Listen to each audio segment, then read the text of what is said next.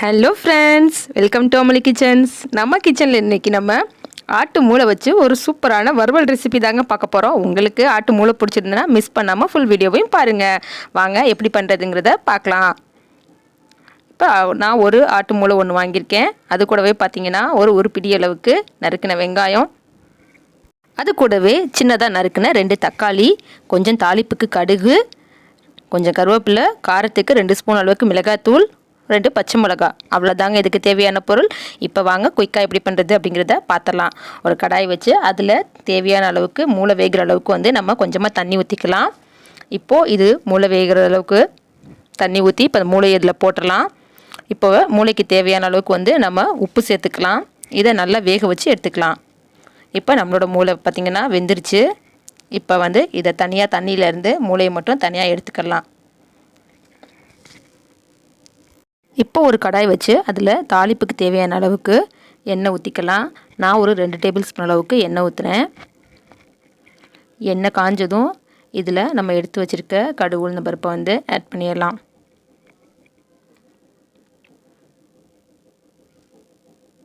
இப்போ கடுகு உளுந்து நல்லா பொரிஞ்சு வருது.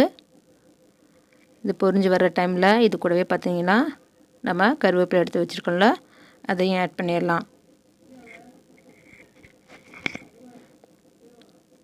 கருவேப்பிலை நல்லா வெடித்து வரப்போகும்போது அது கூடவே நறுக்கி வச்சுருக்க வெங்காயத்தை ஆட் பண்ணிடலாம்.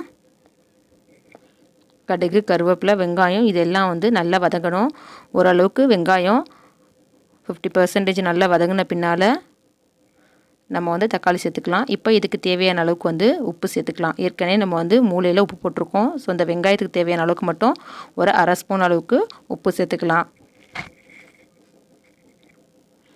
இப்போது வெங்காயம் நல்லா வதங்கிருச்சு. இந்த டைமில் பச்சை மிளகாய் சேர்த்துக்கலாம். உங்களுக்கு பச்சை மிளகாய் வேணும் அப்படின்னா நீங்கள் சேர்க்க வேணாம், காரத்துக்கு மிளகாத்தூள் மட்டும் சேர்த்துக்கலாம். இப்போ இது கூடவே நறுக்கி வச்சுருக்க தக்காளி பழத்தை ஆட் பண்ணிக்கலாம்.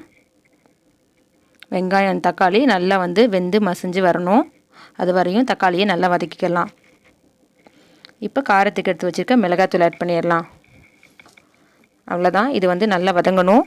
வதங்கின பின்னால் நம்ம வேக வச்சு தனியாக எடுத்து வச்சுருக்கிற மூளையை ஆட் பண்ணிடலாம். இப்போது நல்லாவே வதங்கிருச்சு.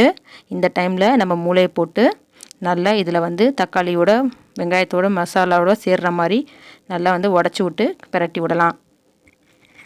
அவ்வளோதான் ஃப்ரெண்ட்ஸ், நம்மளோட மூளை மசாலா ரெடி ஆயிடுச்சு. மூளை வறுவல் ட்ரை பண்ணி பாருங்கள். கண்டிப்பாக உங்களுக்கு பிடிக்கும். நம்மளோட வீடியோ பிடிச்சிருந்தா லைக் பண்ணுங்கள், ஷேர் பண்ணுங்கள், சப்ஸ்கிரைப் பண்ணுங்கள். மறக்காமல் பெல் ஐக்கானையும் கிளிக் பண்ணுங்கள். தேங்க்யூ ஃபார் வாட்சிங்.